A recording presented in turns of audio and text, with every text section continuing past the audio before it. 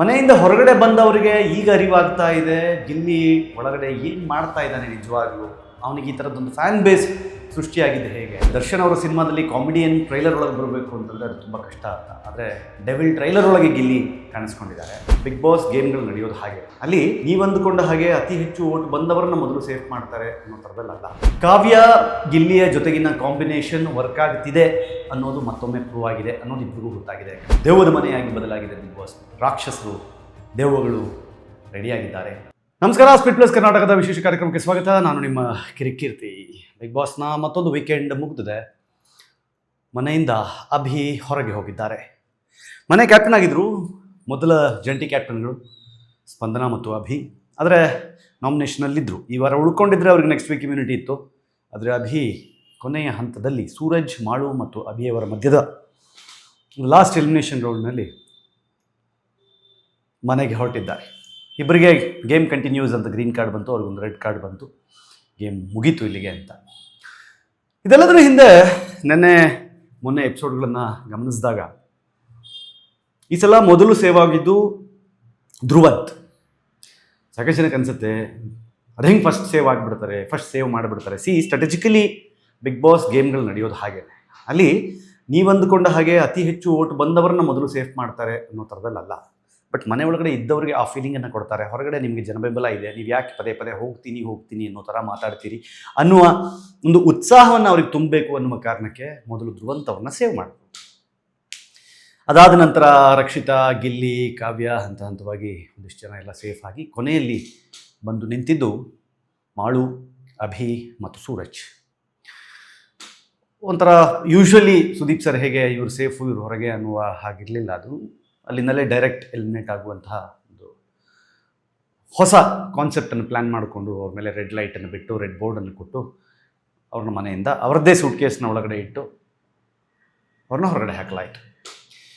ಈಗ ಮನೆಯಲ್ಲಿ ಸೀರಿಯಸ್ನೆಸ್ ಸ್ವಲ್ಪ ಜಾಸ್ತಿ ಆಗುತ್ತೆ. ಈಗ ಈ ವಾರ ಜಂಟಿ ಕ್ಯಾಪ್ಟನ್ ಆಗಿ ಆಯ್ಕೆ ಆಗಿದ್ದರೂ ಸಹಿತ ಸ್ಪಂದನ ಈಗ ಒಂಟಿ ಕ್ಯಾಪ್ಟನ್ ಆಗಿ ಇಡೀ ಮನೆಯನ್ನು ನಿಭಾಯಿಸಬೇಕಾದ ಪರಿಸ್ಥಿತಿ ಇದೆ.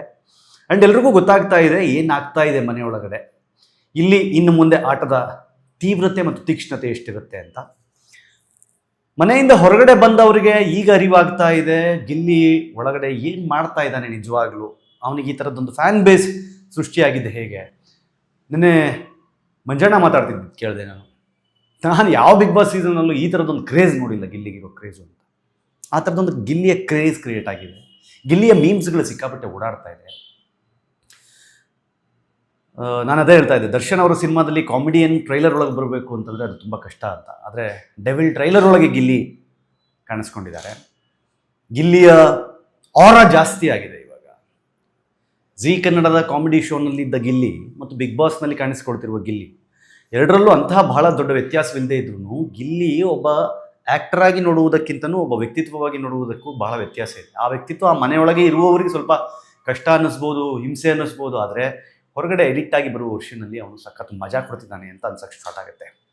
ಅದೇ ಆಗಿದೆ.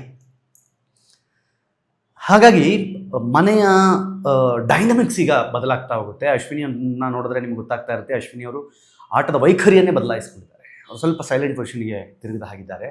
ಆದರೂ ನಿನ್ನೆ ಆಲೂಗಡ್ಡೆ ವಿಚಾರದಲ್ಲಿ ರಘು ಅವ್ರ ಜೊತೆಲಿ ಒಂದಿಷ್ಟು ಜಟಾಪಟಿ ಆಯಿತು. ಅದರಲ್ಲಿ ಧ್ರುವಂತ್ ಅವರು ಸಹಿತ ಸಾಥ್ ಕೊಟ್ಟರು. ಧ್ರುವಂತ್ ಮತ್ತು ಅಶ್ವಿನಿ ಅವರು ಒಂದು ಕಡೆ ನಿಂತ್ಕೊಂಡು ಮಾತಾಡಿದ್ರೆ ಮತ್ತೊಂದು ಕಡೆ ಇಡೀ ಮನೆ ಒಂದು ಕಡೆ ನಿಂತ್ಕೊಂಡು ಯಾರು ಸರಿ ಯಾರು ತಪ್ಪು ಅನ್ನೋದನ್ನು ಮಾತಾಡ್ತಾ ಇತ್ತು. ಕಾವ್ಯ ಗಿಲ್ಲಿಯ ಜೊತೆಗಿನ ಕಾಂಬಿನೇಷನ್ ವರ್ಕ್ ಆಗ್ತಿದೆ ಅನ್ನೋದು ಮತ್ತೊಮ್ಮೆ ಪ್ರೂವ್ ಆಗಿದೆ ಅನ್ನೋದು ಇಬ್ಬರಿಗೂ ಗೊತ್ತಾಗಿದೆ. ಯಾಕಂತಂದರೆ ಇಬ್ಬರು ಸಹಿತ ಫಸ್ಟ್ ಆರಂಭದ 3-4 ಜನರ ಒಳಗಡೆ ಇಬ್ಬರು ಸೇವ್ ಆಗಿದ್ದರಿಂದ ಆ ಕಾಂಬಿನೇಷನ್ಗೆ ಹೊರಗಡೆ ಜನ ಬೆಂಬಲ ಇದೆ ಅನ್ನೋದು ಅವರಿಬ್ಬರಿಗೂ ಮತ್ತೆ ಅರ್ಥ ಆಗಿದೆ. ಹಾಗೆ ಒಂದು ಟಾಸ್ಕ್ ಇತ್ತು ಭಾನುವಾರದ ಟಾಸ್ಕ್ನಲ್ಲಿ, ಯಾರು ಏಣಿ ಯಾರು ಸರ್ಪ ಅಂದಾಗ ಸಾಕಷ್ಟು ಜನ ಸರ್ಪ ಅಂತ ಹೇಳಿ ಗಿಲ್ಲಿಯನ್ನು ಕೊಟ್ಟರು. ಅದು ಕೇವಲ ಅವನು ಕಾಟ ಕೊಡ್ತಾನೆ, ಕಾಲೆಳಿತಾನೆ, ಕಾಮಿಡಿ ಮಾಡ್ತಾನೆ ಅಥವಾ ರೇಗಿಸ್ತಾನೆ ಅನ್ನೋ ಕಾರಣ ಮಾತ್ರ ಅಲ್ಲ, he is a very tough competitor ಅನ್ನೋದು ಎಲ್ರಿಗೂ ಗೊತ್ತಾಗ್ತಾ ಇದೆ. ಮನೆಯ ಹೊರಗಡೆಯಿಂದ ಆಟವನ್ನು ನೋಡಿಕೊಂಡು ಒಳಗಡೆ ಹೋದವರು ಸಹಿತ ಗಿಲ್ಲಿಯನ್ನು ಹ್ಯಾಂಡಲ್ ಮಾಡೋದು ಕಷ್ಟ ಅಂತ ಗೊತ್ತಾದ ಮೇಲೆ ಅವ್ರ ಜೊತೆಗೇ ಒಳ್ಳೆ ರೀತಿಯಲ್ಲಿ ಇದ್ದು ಆಟವನ್ನು ಮುಂದುವರಿಸುವ ಪ್ರಯತ್ನವನ್ನು ಮಾಡ್ತಾ ಇದ್ದಾರೆ. ಅದು ವೆರಿ ಇಂಪಾರ್ಟೆಂಟ್ಲಿ ಕೌಂಟ್ ಆಗೋದು. ಮತ್ತೊಂದು ಕಡೆ ಸೂರಜ್ ಮತ್ತು ರಾಶಿಕಾ ವಿಚಾರದಲ್ಲಿ ನಿನ್ನೆ ತುಂಬ ಹೈಲೈಟ್ ಮಾಡಿ ಅದನ್ನು ಮಾತಾಡಲಾಯಿತು. ಏನಾಗ್ತಿದೆ ಅದೊಂದೇ ವರ್ಷನ್ ಸಾಕಾ ಅನ್ನುವ ಅರ್ಥದಲ್ಲಿ ಕೇಳಿದಾಗ ಸೂರಜ್ ಎಲಿಮಿನೇಷನ್ ಹಂತಕ್ಕೆ ಬಂದು ತಲುಪಿದಾಗಲೂ ಇಲ್ಲ ನಾನು ಸ್ವಲ್ಪ ಬದಲಾಗಬೇಕಾಗಿದೆ ಅಂತ ಹೇಳಿದ್ರು. ಯಾವ ನಿಟ್ಟಿನಲ್ಲಿ ಅನ್ನೋದು ಗೊತ್ತಾಗಬೇಕು. ಉತ್ತರ ಕರ್ನಾಟಕದಲ್ಲಿ ಬಹಳ ದೊಡ್ಡ ಒಂದು ಫ್ಯಾನ್ ಬೇಸ್ ಇರೋದನ್ನು ಮತ್ತೆ ಮಾಳುಗೆ ನೆನಪಿಸಿದ್ರು ಸುದೀಪ್ ಸರ್. ನಿಮ್ಮ ಜನ ಬಹಳ ನಿಮ್ಮನ್ನು ಮೆಚ್ಕೊಂಡಿದ್ದಾರೆ, ಬಹಳ ಓಟ್ಗಳನ್ನ ಹಾಕ್ತಿದ್ದಾರೆ ಅಂತ. ನಾರ್ತ್ ಕರ್ನಾಟಕದ ಭಾಗದಲ್ಲಿ ಬಿಗ್ ಬಾಸ್ಗೆ ಬಹಳ ದೊಡ್ಡ ಒಂದು ವ್ಯೂವರ್ಶಿಪ್ ಇದೆ, ಜನಬೆಂಬಲ ಇದೆ. ಅದರಲ್ಲೂ ನಾರ್ತ್ ಕರ್ನಾಟಕದ ಒಬ್ಬ ಹುಡುಗ, ಅದರಲ್ಲೂ ನಾ ಡ್ರೈವರ್ ಅಂತಹ ಸಾಂಗ್ ಕೊಟ್ಟಂತಹ ಒಬ್ಬ ಹುಡುಗ ಮನೆಯೊಳಗೆ ಬಂದಾಗ ಅವನಿಗೆ ಸಪೋರ್ಟ್ ಆಗಿ ಬಹಳಷ್ಟು ಓಟ್ಗಳನ್ನ 100% ಹಾಕಿರ್ತಾರೆ. ಹಾಗಾಗಿ ಸಾಕಷ್ಟು ಜನ ಹೊರಗಡೆ ಇದ್ದವರು ಸಹಿತ ಮಾಳು ಇನ್ನೂ ಇದ್ದಾರೆ ಅಂತ ಹೇಳ್ತಾ ಇರ್ಬೋದು. ಆದರೆ ಮಾಳುಗೆ ಓಟ್ ಬೇಸ್ ಸ್ಟ್ರಾಂಗ್ ಇದೆ ಅನ್ನೋದನ್ನು ನಾವು ಅರ್ಥ ಮಾಡಿಕೊಳ್ಬೇಕು. ಇದು ಸೋಷಿಯಲ್ ಮೀಡಿಯಾದ ಪೇಜ್ಗಳಲ್ಲಿ ಮಾಡುವಂತಹ ಸರ್ವೆಗಳನ್ನು ನೋಡಿದಾಗಲೂ ಮಾಳುಗೆ ಒಳ್ಳೆ ಓಟ್ಸ್ ಬಂದಿರೋದನ್ನು ನಾವು ನೋಡ್ತಾ ಇದ್ದೀವಿ. ಇನ್ನು ಈ ವಾರ ಇನ್ನೊಂದಿಷ್ಟು ಟ್ರಿಕ್ಸ್ ಆ್ಯಂಡ್ ಟ್ರ್ಯಾಕ್ಸ್ ಹೋಗುತ್ತೆ. ಆಲ್ರೆಡಿ ದೆವ್ವದ ಮನೆಯಾಗಿ ಬದಲಾಗಿದೆ ಬಿಗ್ ಬಾಸ್ ಮನೆ. ರಾಕ್ಷಸರು, ದೆವ್ವಗಳು ರೆಡಿಯಾಗಿದ್ದಾರೆ. ಸೊ ಈ ವಾರದ ರಂಜನೆಯಲ್ಲಿ ಬಿಗ್ ಬಾಸ್ ಹೇಗೆ ಗೆಲ್ಲುತ್ತೆ, ಹೇಗಿರುತ್ತೆ ನೋಡಬೇಕು.